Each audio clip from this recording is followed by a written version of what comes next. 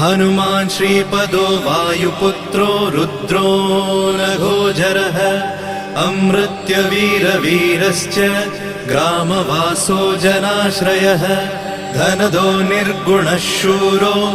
वीरो निधिपतिर्मुनिः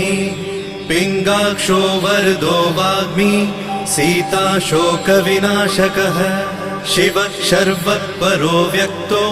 व्यक्तो धराधरः पिङ्गकेशः पिङ्गरोमा श्रुतिगम्यः सनातनः अनादिर्भगवान् देवो